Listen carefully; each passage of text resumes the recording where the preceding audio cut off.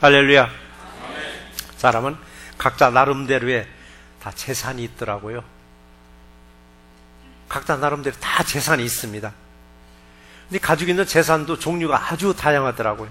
어느 분은 그 재산을 당장 현금화 할 수 있는 재산도 있고, 지금 당장 현금화 할 수는 없지만은 미래를 내다볼 때 어마어마한 가치가 되는 그런 지적 재산도 내가 가지고 있고, 또 사람과 사람 사이에서 인간관계의 그 귀한 재산도 가지고 있는 사람이 있더라고요.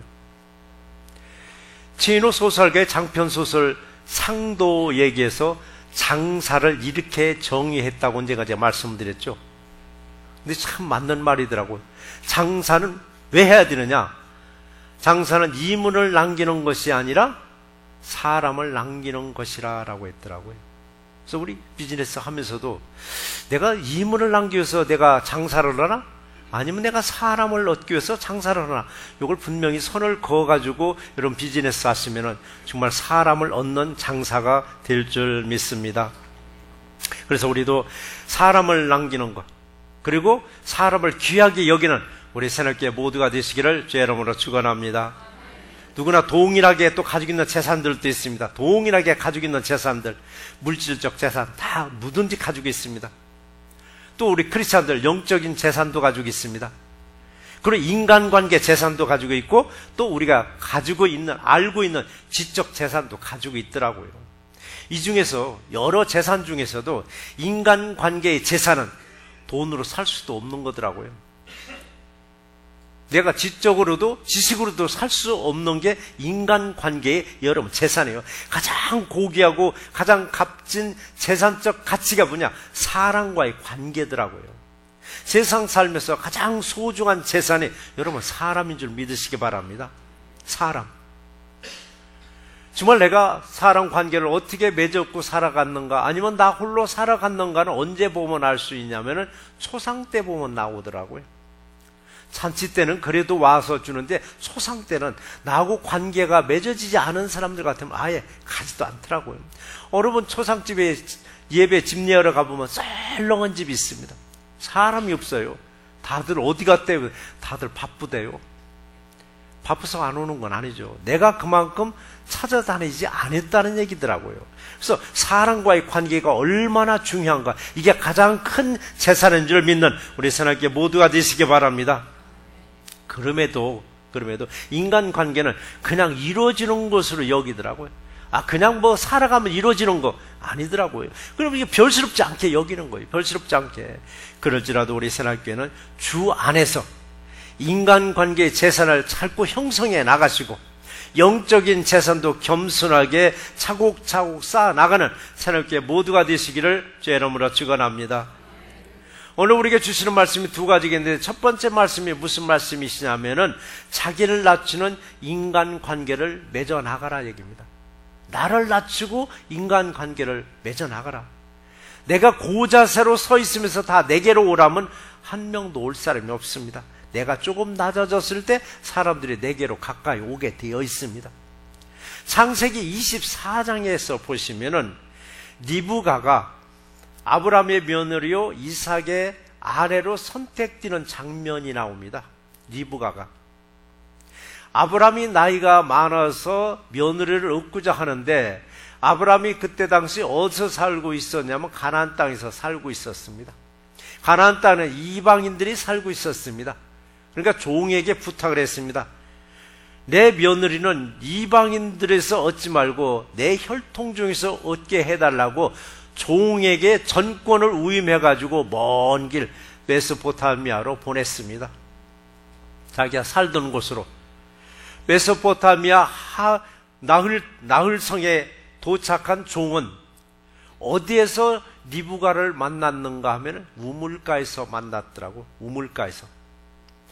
우물가에서 만난 리브가를 아브라함의 종은 어떤 기준으로 이삭의 아내로 선택을 했을까 했는데, 리브가가 우물가로 물을 길러왔습니다. 우물가로 물을 길러왔는데 물이 평지에 있는 우물에서 두리방 내려서 떠올리는 그런 우물이 아니더라고요. 내용을 보면은 수도꼭지 탁 틀으니까 물이 쏟아지는 그런 것도 아니더라고요. 깊이 있었더라고요. 24장을 읽어보시면은 리브가는 물을 길러 내려갔더라고 했습니다. 그리고 물동에 다시 담아가지고 올라왔더라고 합니다. 그러니까 상당히 깊은 곳에서 물을 떠가지고 가는 것. 그럼 리브가가 왔을 때 아브라함의 종에게 뭐를 혜택을 줬느냐면 물을 먼저 주었습니다. 아브라함의 종에게만 물만 준 게 아니라 아브라함은 한 마리의 낙타를 타고 온 게 아니었습니다. 10필의 낙타를 끌고 왔습니다. 10마리 낙타에게 물을 주었습니다. 그러면 깊은 데 내려가서 물을 떠다가 그 낙타들에게 아브라함의 종에게 물을 먼저 주었습니다. 사막 지역에서 물이 굉장히 귀한 겁니다. 그 귀한 물을 자기도 가축들을 데리고 왔습니다. 자기 가축들에게 먼저 물을 준 것이 아니라 아브라함의 종에게 아브라함의 종과 같이 온 10마리 낙타에게 먼저 물을 먹여 주었습니다. 리브가는 자신이 먼저가 아니라 이웃을 먼저 했더라고요. 나를 낮추고 이웃을 높인 결과 이삭의 아내로 결정되었고, 아브라함의 종은 바로 나흘성에 도착하기 전에 기도했습니다. 기도한 그대로 이루어지게 해 주시더라고요. 인간관계가 이와 똑같습니다. 내가 나를 높이려고 할 때 나도 모르게 교만기가 딱 나오더라고요. 내가 나를 높이려고 할 때 교만기가 딱 나오고 생각하기를 내가 누군데 여러분 이 생각 안 온 줄 알았어요? 내가 누군데 내가 니들한테 굽혀? 근데 리브가는 제일 먼저 그 깊은 데서 물을 떠다가 지나가는 나그네가 데리고 온 낙타들에게 먼저 물을 주었더라고요. 그래서 우리가 내가 나를 높이려고 할 때 으쓱하는 기분이 들 때가 있습니다. 내가 좀 으쓱하고 교만기가 들었을 때 예수님은 나를 눌러버리시더라고요. 너는 겸손하라고. 예수님이 나를 직접 발로 누르면 얼마나 좋아요. 이것도 사람을 통해서 나를 눌러버리더라고요. 그래서 때로는 사람들로부터 내가 조금은 수모를 당하고 수치를 당했을지라도 예수님이 나를 낮춰놓는구나, 너 교만하지 말고 겸손하라고 낮춰라라고 하는구나 라고 여기면 그것도 여러분 은혜가 될 줄 믿습니다. 그래서 우리는 나를 바짝 낮추고 겸손한 자세, 내가 겸손한 자세가 됐을 때 우리에게 은혜를 주신다고 말씀하셨습니다. 오늘 본문에 읽질 않았지만 4장 6절에 그랬잖아요. 겸손한 자에게 은혜를 주신다 하였느니라 라고 말씀하셨습니다. 그래서 우리가 은혜를 받아야 되는데 왜 은혜를 못 받느냐? 내가 교만기가 있으면 절대 은혜는 비켜가게 되어 있습니다. 그래서 교만은 패망의 선봉장이라고 했고, 겸손은 은혜를 받는 지름길이라는 말을 하고 있습니다. 그래서 우리는 누구하고 우리 관계는 다 잘 맺어가야 됩니다. 내가 낮춰놓으면은 어느 누구하고도 관계가 다 맺어지더라고. 어느 누구하고도. 그래서 우리는 인간관계에서 자칫 소홀하게 대했더니 재산 가치를 우리는 놓쳐버릴 때가 있습니다. 가장 귀한 재산을 우리는 놓쳐버릴 수 있어요. 이게 언제 재산? 미래 재산적 가치를 놓쳐버린다는 얘기입니다. 그걸 놓쳐버렸을 때 내 가치도 떨어지더라고요. 그래서 우리는 보는 안목이 필요하더라고요. 보는 안목. 사람 보는 안목이 필요하다는 얘기입니다. 이거 안목이 없다 보니까 눈에 보이는 말에 꼬임을 받아가지고 엉뚱한 길로 따라가다가 어떻게 돼요? 좋은 관계가 아니라 나쁜 관계가 이루어지잖아요.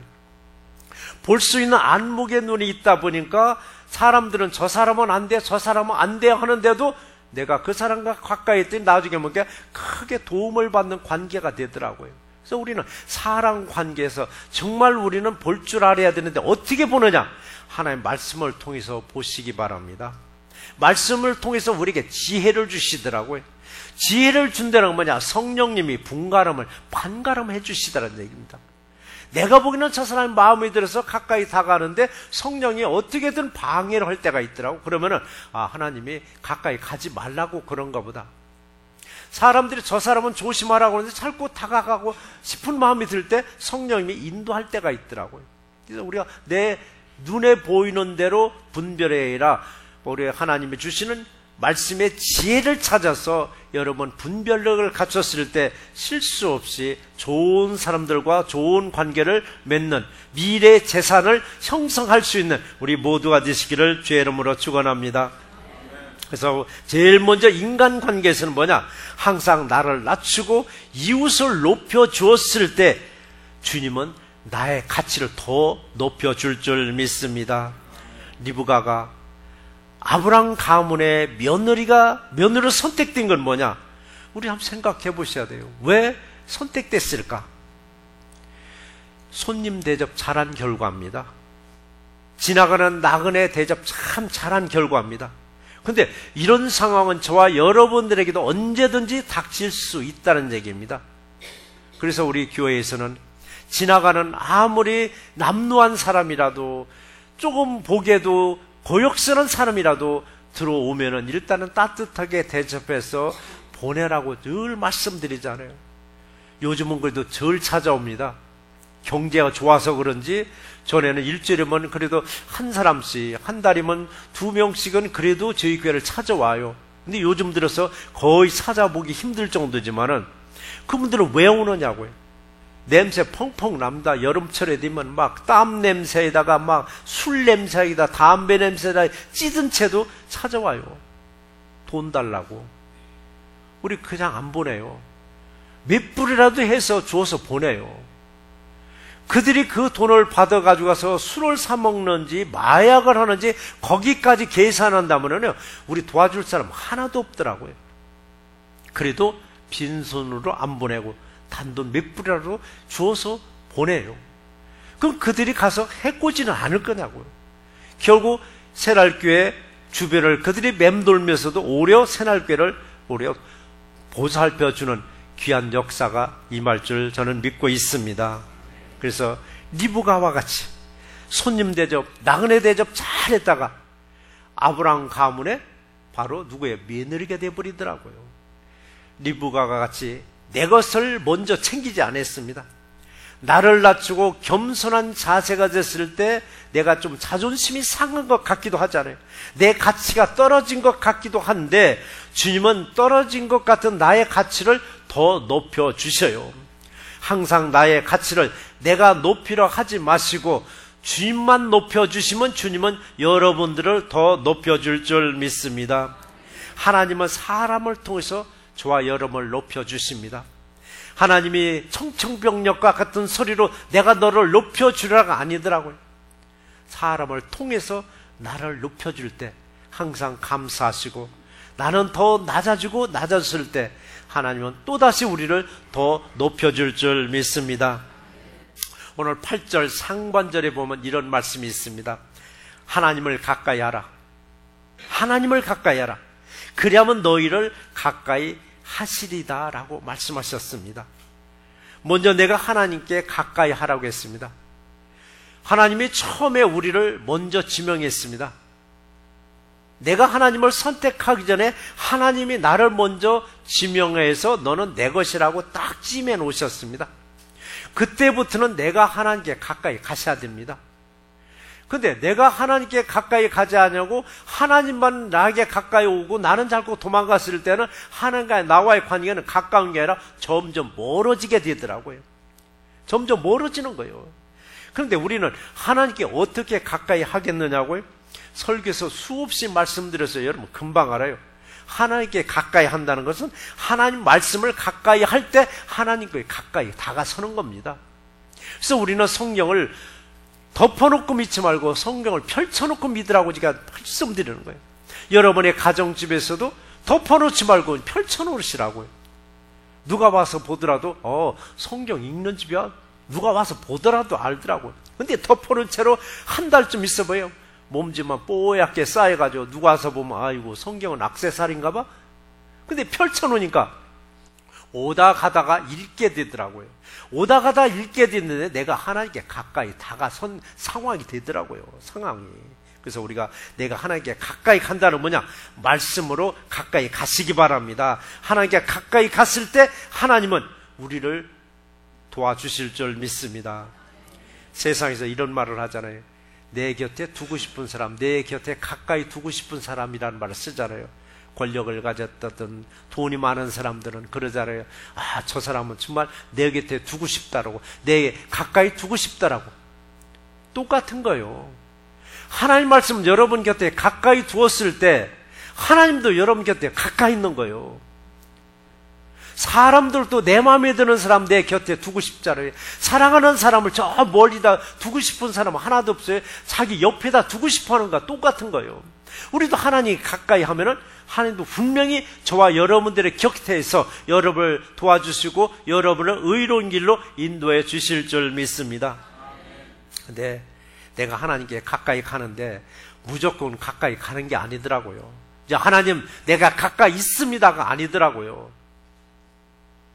8절 중반절의 기록을 보시면은 죄인들아 손을 씻으라 라는 말이 나와요. 죄인들아 손을 씻으라. 그러니까 하나님께 가까이 가려면 먼저 손을 씻으라고 했습니다. 손을 씻으라고. 오늘 예배드리면서 손 씻고 오셨잖아요, 다들. 그 손을 씻으라는 게 아니에요. 세상에서 해서는 안 될 일을 골라서 하는 사람들이 더러는 있더라고요. 아주 악한 일을 골라서 하는 사람들이 예수 믿고 변화되잖아요. 변화돼서 돌아와서 하는 말 있잖아요. 나 손 뗐어. 난 손 씻었어. 그 말을 하잖아요. 내가 나쁜 짓을 했던 거, 죄질만 했던 것을 손을 씻자는 마음에서 씻었다는 얘기입니다. 사람들도 나쁜 일을 하다가 선한 길로 들어서면 아, 나 이 과거에 그런 일 했었는데 손 뗐어. 난 손 씻었어. 이거 마찬가지로 우리들도 하나님께 가까이 가려면 손을 씻는 게 아니라 우리 마음을 씻고 하나님께 가까이 가셔야만 합니다. 하나님께 가까이 가셨을 때 8절 하반절의 말씀이 나오기를 두 마음을 품은 자들아 마음을 성결하게 하라라고 했습니다. 두 마음. 내가요 마음을 깨끗하게 씻지 않으면, 손을 씻지 않으면은 주인이 두 명인지도 몰라요. 한 명인 줄 알아요. 두 마음은 뭐냐? 두 주인을 말하고 있습니다. 두 주인은 뭐예요? 하나는 세상의 주인이고 또 하나는 예수님이 주인이셔요. 근데 예수님은 그걸 원치 않는 거예요. 너희는 먼저 나를 택하라는 얘기입니다. 근데 이걸 모르는 거예요. 근데 내가 손을 씻고 보니까, 마음을 씻고 보니까, 아, 내 마음에는 주인이 두 명이나 있었구나. 두 마음을 가지고 있었구나. 필요에 따라서 세상을 주인으로 섬기고, 필요에 따라서 예수님을 주인으로 섬겼구나. 이걸 알게 되니까 어떻게 됐어요? 마음을 성결하게 하라. 이미 마음을 씻었으니까 성결하게 되는 거예요. 예? 바로 성결하게 됐을 때, 우리 하나님께 가까이 갔을 때 하나님도 저와 여러분이 가까이 계시면서 여러분의 어떤 환경에서도 여러분을 도와줘서 승리할 수 있도록 인도해 주실 줄 믿습니다. 그래서 오직 너희는 먼저라. 너희는 먼저. 누가 주인 되게? 하나님만이 나의 주인이 되도록 마음을 씻고 우리 마음을 성결하게 할 때 하나님이 저와 여러분들을 높여 주십니다. 내 손을 씻고 청결한 마음으로 나를 낮추고 이웃들을 높여주는 그런 인간관계를 이뤄나가는 우리 새롭게 모두가 되시기를 주의 이름으로 축원합니다. 두 번째는 내 가치는 바로 교회의 가치가 됩니다. 여러분의 비싼 가치가 되면 교회도 비싼 가치가 되고, 여러분이 싸구려 가치밖에 안 된다면 교회도 싸구려 교회로 될 수밖에 없습니다.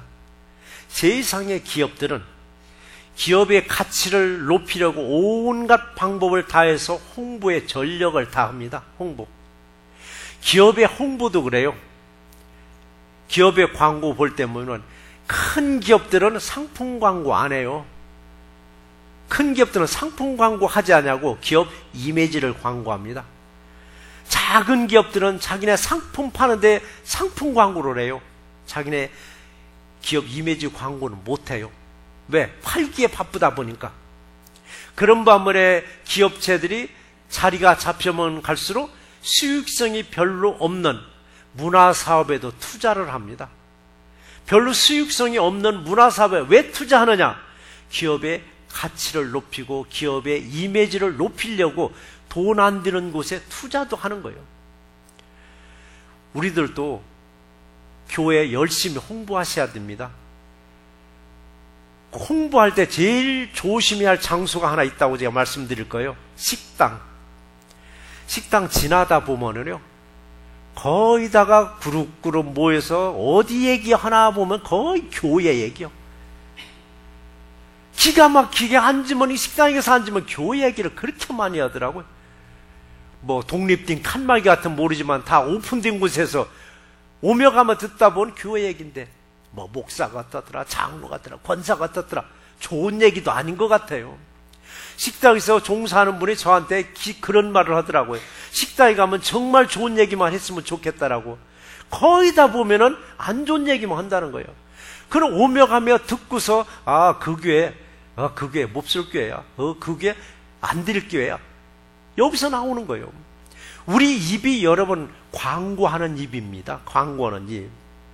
그래서 교회도 교회 이미지를 잘 알려야 되는데 어떻게 알리느냐고요. 끊임없이 신문 광고를 할 수도 없고, 라디오 광고 할 수도 없고, 비싼 TV 광고도 할 수 없고. 제일 효과 좋은 게 TV 광고라고 하는데, TV 광고보다 더 효과 좋은 게 뭐냐? 여러분의 입소문입니다. 교회도 그렇고 세상 기업도 똑같은 거예요. 그 상품에 대한 입소문이 광고 100번보다 낫다는 말이 있듯이, 교회 광고, 교회 홍보도 여러분의 입으로 어떤 말을 하냐에 따라서, 그래, 그 교회 가고 싶어. 아니면 그 교회 가지 마. 누가 그러는데 그 교회 나쁘다고 그러는데. 이게 바로 교회의 이미지와 연결이 되어 있습니다. 교회도 여러분의 입술을 통해서, 그리고 교회를 처음 방문했던 방문자들의 입술을 통해서 교회가 홍보되고 있습니다. 가끔은 그래요. 타주에서 지나가다 우리 교회에 들리는 분들도 계셔요. 그분들은 다시는 우리 교회에 오지 않을 분들이에요. 그러나 그분들에게조차도 따뜻하게 지극정성으로 대접해서 보내면은, 그들이 자기네 살던 동네로 가서, 내가 아틀란타에 여행하다가 새날교회에 들렸는데, 야, 그렇게 따뜻하고 그렇게 친절하고, 그 소문을 들은 그 동네 사람이 아틀란타로 이사 오지 말라는 법이 있느냐고요. 그렇게 해서 우리 교회에 오신 분도 있어요.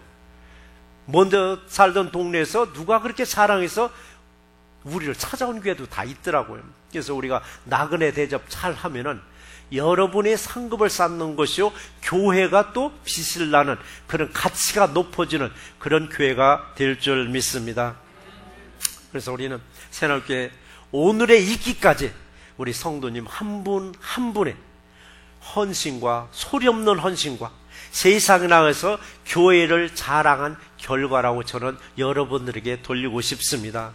그런가 하면 일반적인 교회에서 하지 못하는 사역을 저희 교회에서도 여러 개 하고 있다는 것도 여러분 나가서 입소문 내도 괜찮을 줄 믿습니다. 그 대표적인 게 뭐가 있어요? 1년에 딱 한 차례 하는 구정 떡국잔치. 이쪽으로 이사와서 두 해인가 빼먹고는 계속 했습니다. 처음에는 뭐 몇십 명 모이더니 이제는 이제 100그릇 이상씩 나갑니다.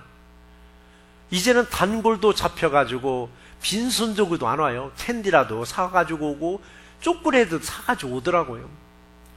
올 같은 경우는 구정 바로 떡국잔치 끝나고 한 달이 지났는데 어느 분이 헌금 봉투를 하나 주고 횡언이 가더랍니다.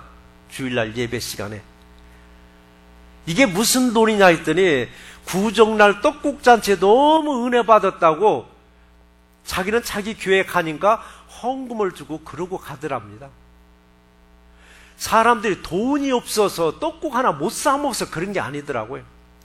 이 따뜻한 정감 있는 분위기가 너무 감동스럽더란 얘기입니다. 그러면서 그들이 돌아가면서 또 하는 말이 자기네 교회에 또 험담을 하더라고요. 우리 교회는 어마어마하게 큰데 왜 이런 것도 못하느냐고. 그러니까 자기네 교회 험담하고 가고 우리 교회는 칭찬해주고 가더라고요. 그들이 와서 가면서 당부하는 말이 있더라고요. 내년에도 꼭 좀 해주세요. 내년에도 꼭 좀 해달라고. 또 하나 있죠. 우리 금년부터 조금 바뀌었지만은 썸머 캠프 한글학교 무상으로 했었습니다. 올해도 돈을 받는데 일반 시중 가격의 절반이요. 우리 아이들은 절반의 절반 격을 또 받고 있습니다. 안수집사 세울 때 양복해주는 교회 자랑하세요. 양복해주는 교회 어디 있느냐고요. 얼마를 거둘까 막 혈안이 되어 있는데 우리는 양복해줘요. 왜 해주는지 아세요?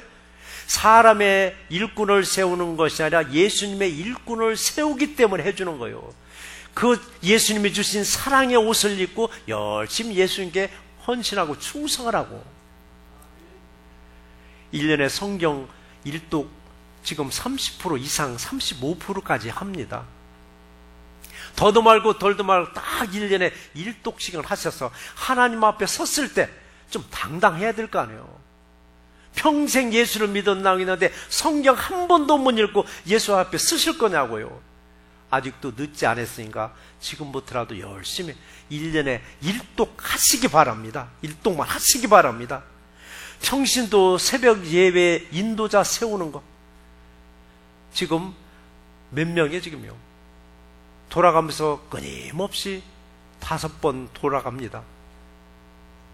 25명이네. 오후는 25. 평신도 계속 세워주고 있습니다.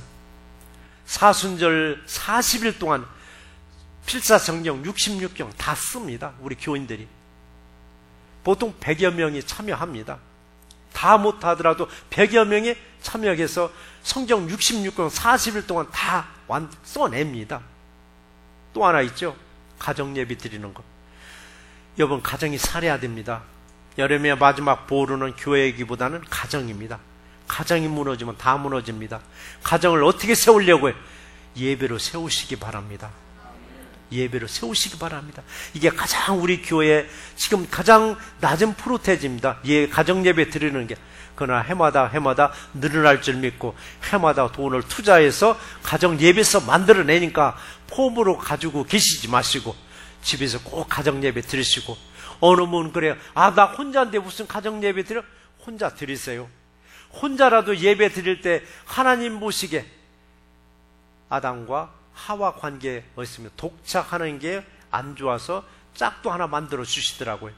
가정 예배 혼자 드리다 보면 하나님이 짝도 만들어 주실 줄 믿습니다. 또 하나 있습니다. 계엄 예배, 폐업 예배. 이거 얘기를 왜 하냐면 여러분 세상에 나가서 그런 얘기 자랑하라는 얘기입니다. 교회 홍보더라고요. 계엄 예배 누구든 시키지 않아도 너나 날 계엄 예배 다 드려요. 저희는 그 계엄 예배보다도 크루징 하면은 키 받으면 예배 드리라고 합니다. 아파트 렌트 들어가더라도 키 받으면 예배부터 드리라고. 집 사서 키 받으면 예배 드리라고. 비즈니스 오픈하기 전에 크루징 피 받았으면 예배 드리라고. 아무것도 없는데 앉지도 못합니다. 서서 우리는 예배 드립니다. 하나님께 드립니다. 볼 게 하나도 없는 거예요. 근데 보통 다른 사람들은 다 셋업한 다음에 모든 사람들을 보라는 듯이 불러서 예배 드립니다. 그때 그 예배는 무슨 예배요? 사람들에게 보여주는 예배더라고요. 우리는 하나님께 먼저 보여주는 예배를 드리시기 바랍니다. 폐업 예배 또 하나 있습니다. 이것도 여러분 꼭 알아주시기 바랍니다. 폐업 예배는 뭐냐고는 내가 확장하기 위해서 그 사업장을 떠날 때 마지막 예배 드리려. 아니면 쫄딱망에서 뱅크업 할 때도 거기서 마지막 예배 드리라고 저는 말합니다. 그래서 저 욕도 얻어먹어요. 목사님 망한 사람한테 열받치게 그런 소리 하지 말으라고. 그래도 드려야 됩니다. 왜? 시작도 예배로 시작했습니다. 끝도 예배로 시작했을 때 그 다음을 하나님이 연결해 주셔요. 좋을 때만 예배 드리고 망할 때는 예배 안 드린다면 너는 좋을 때만 나를 찾는구나. 집도 이사할 때 마지막 꼭 거기서 예배 드리고 이사하시기 바랍니다. 2주 전에 우리 또 티셔츠 입었죠? 1년에 한 차례씩 티셔츠 입는 거 우리 전통으로 내려가니까 참 좋더라고요. 또 여자분들은 가끔 입고 웃어요. 꼭 그때만 입지 마시고 이거 입을까 저거 입을까 하지 말고 그건 이거 저기 선교부에서 그거 한번 정해서 우리는 1년 선교회는 어느 주일날 티셔츠 입고 자란도 이런 작은 일이지만은 이게 나가서는 홍보거리가 되고 교회 자랑거리가 될 것 같아서 제가 지금 말씀을 드렸습니다. 왜 이렇게 하느냐고 어느 분은 컴플레인을 해요. 다른 데서는 안 하는데 왜 우리 교회에서는 하냐고. 다른 데서 안 하니까 우리 교회에서 하고 있을 뿐이에요. 작은 일 같고 여러분 번거로운 일 같지만은 교회의 가치를 높여주는 것이며 또 예수의 사랑을 전파하는 그런 기회가 될 줄 믿습니다. 세상 기업들 돈이 남아서 문화사업 하는 게 아니에요. 모자라더라도 기업의 이미지로서 기업의 가치를 위해서 하고 있어요. 우리도 예수의 사랑을 요란 뻑적지근하게 전하는 것이 아니라 소리 소문 없이 우리 예수의 사랑을 전하는 우리 새롭게 모두가 되시기를 주의 이름으로 축원합니다. 베드로전서 5장 6절의 기록을 보시면은 하나님의 능하신 손 아래서 겸손하라. 때가 되면 너희를 높이시리다 라고 했습니다. 지금까지 성도님들의 손길을 통해서 어떤 일이든 다 할 수 있었습니다. 바로 성도님의 손길을 통해서 그때마다 우리는 낮추니까 때가 되니까 높여지는 거예요. 지금 때가 되니까 자꾸 높여주는 거예요. 높여줄 때 여러분의 가치도 높아주고 교회의 가치도 높여줍니다. 항상 여러분의 가치도 높여주고 교회의 가치도 높여주는 우리 새롭게 모두가 되시기를 주의 이름으로 축원합니다. 그래서 무슨 일을 하든 깊이 알면 전문가가 되고 조금 알면 이게 문제가 되더라고요. 예수를 알 때 어설프게 알다 보니까 무신론자로 바뀐다는 말을 하더라고요. 어설프게 알다 보니까 모르되 무신론자로 바뀐다는 거예요. 제가 두 사람 인물만 소개를 하겠습니다. 한국의 지성인의 대표, 한국의 석학하면은 이어령 교수를 손꼽을 수 있습니다. 한국의 무신론자의 대표자 있으면 누구냐면 이어령 교수 있었습니다. 이분의 딸의 이미나 그 목사님의 눈물 어린 그 기도를 통해서 이어령 박사님이 세례를 받고자 결심했을 때 아무도 모르는데 은밀하게 세례를 받고자 일본서 받기로 했습니다. 거기는 없겠지 하고 일본서 받기로 다 약속했는데 그 딸이 터뜨려 버렸습니다. 이거 터뜨려 버리지 않으면 변심될 것 같으니까 몇 사람 앞에서 세례 받고 나 받은 일 없어 할까봐 온갖 동네 신문사들 언론사들 다 몰려온 거야. 일본까지. 이 박사님, 이어령 박사님은 뭣도 모르고 몇 사람 있겠지 하고 가보니까 꽉 찬 거예요. 사람이 막 프레스 터지지 막 촬영하지. 여기서 얼마나 창피했겠느냐. 은밀하게 세례를 받고 은밀하게 그냥 보인동 마인동 신앙생활을 하려고 했는데 딱 걸려버린 거예요. 그건 나중에는 이게 잘 됐다. 자기가 고백, 이게 잘 됐다. 이렇게 하지 않으면 내가 혹시라도 나 그런 일 없다고 할까봐 아예 공개적으로 하나님이 이렇게 하는가 보다라고. 그러면서도 세례받고 1년간은 은밀한 신앙인이 됐습니다. 드러내놓질 않았습니다. 그러다 1년쯤 지나가서 내가 이럴 필요 없다라고 당당하게 세상에 나섰습니다. 당당하게 가서 간증하고 당당하게 글을 쓰기 시작했습니다. 그의 간증 속에서 이런 말이 나옵니다. 내가 예수를 믿기 전에는 온갖 기독교 욕이란 욕은 내가 다 한 사람이다. 이게 글로 써. 근데 그걸 하나님이 시켰더란 얘기입니다. 왜 시켰는가?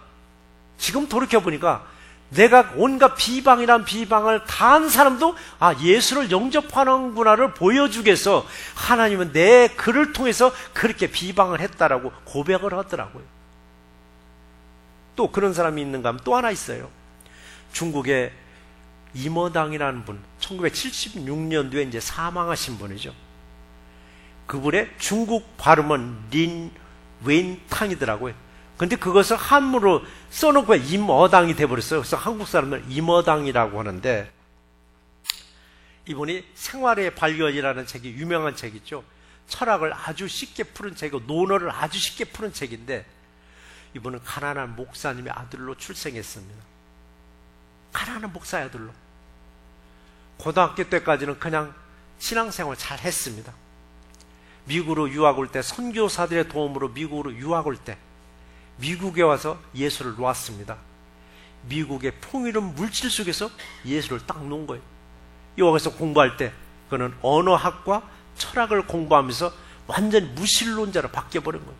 그가 주장하는 게 뭐냐면은 세상에 존재하는 것이 전부다는 거예요. 눈에 보이는 것이 전부다. 이게 그렇게 믿으면 안 보이니까 이건 아니다라고. 이런 사람도 하나님 또 쓰시더라고요. 와이프 따라서 교회 한 번 끌려갔답니다. 한 번 끌려가서 거기서 예수를 만난 거예요. 거기서 예수를 만나가지고 완전히 바뀌어서 이분도 이어령 박사 마냥 1년 동안 은둔 생활한 거예요. 창피해서 체면 때문에 나는 예수쟁이라 말을 못하다가 1년 지나서 공개적으로 나는 예수 믿는 사람이다, 크리스찬이라 하면서 크리스찬에 대한 책을 쓰기 시작하더라고요. 자, 이 두 분들을 보면은 세상에서 이분들을 높였습니다. 세상이 이들을 얼마나 높여줬느냐고. 그런데 이분들이 이제는 세상이 이분들을 높여주는 것이 아니라 이분들은 누구를 높이냐? 예수님을 높이더라고요. 예수님을 높이니까 예수님은 이분들을 옛날보다 더 높여주시더라고요. 이효령 박사님 책이 나오는 족족 그분은 베스트셀러가 되어버리더라고요. 크리스찬에 관계되는 책들을 쓰는데 이모당 씨도 책을 쓰는 대로 잘 팔리는 거예요. 더 높여주더라고요. 그러니까 우리는 예수님만 높여주면은 예수님은 저와 여러분들을 더 높여줄 줄 믿습니다. 그래서 우리 8절 말씀처럼 하나님을 가까이 하라. 그리하면 너희를 가까이 하시리다. 내가 주님께 가까이 갔더니 주님도 내게 가까이 오시면서 나의 가치를 세상에서 마음껏 높여줄 줄 믿습니다. 내가 세상에서 높임을 받았더니 교회가 높임을 받더라고요. 여러분 한 분 한 분이 높임을 받으면 교회가 높임을 받아요. 여러분이 세상에 낮춤을 받으면 여러분이 다니는 교회도 낮춤을 받아요. 여러분이 높임을 받을 때 교회도 높임을 받아요. 교회는 뭘로 평가하겠느냐고요. 뭐 외모로? 건물로? 시설로? 아니면 시스템으로? 아무리 시설이 좋고 아무리 건물이 좋다 할지라도 거기에 있는 신앙생활에 있는 성도 한 분 한 분의 가치가 떨어지면 교회는 가치 덤태기로 그 교회 뭐 그냥 그래 뭐 별볼 일 없어 껍데기만 크지 속은 아무것도 없어 이렇게 되는 거예요. 근데 겉은 허술할지라도 성도 한 분 한 분의 가치가 높은 가치로 평가받는다면 교회는 덩달아서 높게 평가받을 줄 믿습니다. 내가 높아지면은 교회도 높아지고 내가 낮아지면 교회도 낮아짐을 아시고 항상 어디 가서든지 간에 언행을 조심하시기 바랍니다. 말과 행동을. 그래서 야고보서 1장 19절에서 20절에 그 말씀 너무 잘 나와 있죠. 듣기는 속히 하고 말하기는 더디하고 성내기도 더디하라. 사람이 성내는 것이 하나님의 의를 이루지 못함이라 라고 말씀하셨더라고요. 그래요. 말 잘하는 게 참 기술 같아요. 언변 좋은 분들 들어보면 그냥 혹가닥 가요. 그런데 말 잘하는 것은 기술이라 하더라고요. 그러면은 듣는 것은 예술이라고 합니다. 내가 아무리 말 잘해 이거 기술을 밖에 안 돼. 스킬이에요 이건. 우리는 예술적 감각이 있어야 돼요. 열심히 들어주시기 바랍니다. 남이 10마디 할 때 나는 한마디 해도 돼요. 들어주는 예술적 경지에 오르는 우리 새날교회와 모두가 되시기를 주의 이름으로 축원합니다. 말씀을 정리해 보겠습니다. 우리 4장 10절 말씀에 보시면은 주 앞에서 낮추라. 그래야만 주께서 너희를 높이시리다. 낮추면 주님은 우리를 높여준답니다. 억지로 내가 나를 높이려고 여러분 애쓰지 마세요. 우리는 예수님만 높여주면 돼요. 그럼 예수님은 우리를 세상에서 높여주십니다. 이때 우리의 가치가 높아지는 거예요. 우리 가치가. 그리고 또 교회 가치도 이때 높아집니다. 내가 높아질 때 우리는 더욱더 낮아지고 더욱더 겸손해지세요. 나는 낮추고 이웃들을 높여줄 때 이웃들과 아름다운 관계가 이루어지며 그리고 저와 여러분의 가치도 교회의 가치도 높아지는 놀라운 역사가 임할 줄 믿습니다. 은혜로우신 아버지 감사합니다.